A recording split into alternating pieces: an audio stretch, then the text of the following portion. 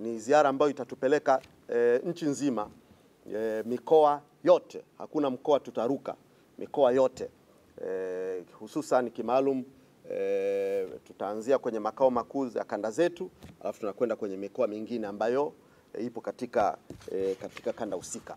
Na nisisitize kwenye awamu hii ya kwanza tunakusudia kuelimisha, na kauli mbiu ya msingi katika ziara hii ni bila ya mabadiliko hakuna uchaguzi.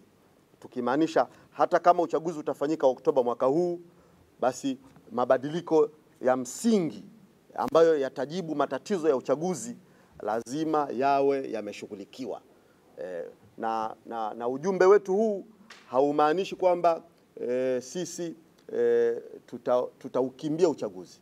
Naomba nichore mstari kwa herufi kubwa kabisa, kwa bold line, kwamba chama chetu hakitaukimbia uchaguzi, hatutaukacha uchaguzi, hatutasusia uchaguzi. Tutashiriki uchaguzi kwa sharti ambalo tumelirudia na kulisema, lazima mabadiliko ya katika mfumo wetu wa uchaguzi ni lazima yafanyike, ili tusiende tena kwenye mambo tuliyo experience, tuliyopitia 2019, 2020, 2024.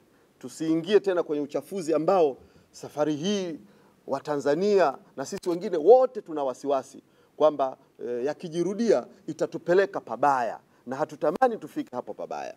Kwa hivyo hatutasusia uchaguzi. Wanachadema wenzangu, hatutasusia uchaguzi. Wale ambao mna nia ya kugombea ubunge, mna nia ya kugombea udiwani, ili uweze kuwa na uhakika wa wewe kushiriki uchaguzi katika mazingira ya haki na wazi, na yenye kuaminika, basi tuunganishe hii nguvu ya pamoja. Tuunganishe hii nguvu ya pamoja. Tuitake serikali iweze kufanya mabadiliko kwa manufaa ya taifa hili. Kwa hiyo wenye nia ya kugombea ubunge na udiwani, nia zenu zisishuke chini. Ndio nia zenu muendelee kuzichochea. Nia zenu za kugombea endeleeni kuziimarisha, na tushirikiane sasa ili kuhakikisha tunapata mabadiliko ambayo yatatupa chaguzi ambazo zinaaminika. Kwa hivyo mikutano hii itaelimisha na itawaunganisha Watanzania ili tuimbe wimbo huu mmoja. Serikali isikie na isiwe sauti ya Chadema peke yake. Serikali isikie na ione haja ya kuwajibika. Ione haja ya kuwajibika kwamba taifa kwa kipindi hiki inahitaji mabadiliko katika mfumo wa uchaguzi. Ichukue jambo hili on a very very serious note. Yale masiara ya kuwachukulia Watanzania kama misukule na makondoo tu kwamba unaweza ukapeleka, no, serikali ni vyema kwa sauti hii, kabla sauti haijawa kubwa ya maji mengi, kabla sauti haijawa kubwa ya maji mengi, basi ni vyema serikali wapate hekima japo kidogo tu ya kuona kwamba hili jambo litakapokuja linaweza kuja kwa namna ambayo hawataweza kuzuia tena kwa mikono.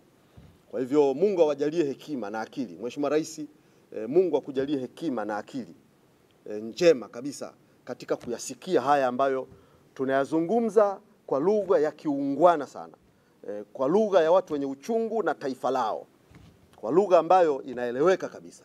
Kwa Mungu akujalie hekima na akili ili uweze kuyasikia haya, na Watanzania watayasema bila kuogopa, bila hofu, kwamba safari hii uchaguzi usifanyike mpaka mabadiliko katika mfumo wa uchaguzi yao yamefanyika.